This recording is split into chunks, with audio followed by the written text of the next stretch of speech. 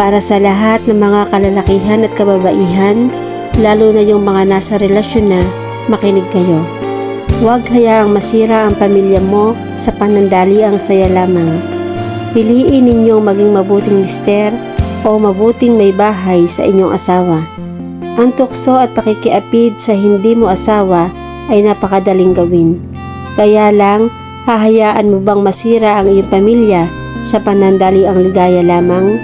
Hahayaan mo bang may umiyak na isang taong mahalaga sa iyo para lang matugunan ang pansarili mong kagustuhan? Ang pagpatol sa iba, hindi yan parang swerte na bigla na lang dumadating sa buhay mo, kundi isang pagkakamali na mas pinili mong mangyari kaysa paglabanan. Choice mo yan. Walang pumipilit sa iyo. Cheating is a choice. Kaya kung mahalaga sa iyo ang partner mo o yung asawa mo, be the good example sa iba at sa mga anak mo kung meron na kayong anak. At hanggat maaari, kung kaya niyong labanan yung init ng katawan ninyo, pigilan nyo alang-alang sa pamilya mo, sa pamilyang binuo ninyo. At oo, syempre hindi nga naman madali na pigilan kapag nariyan na.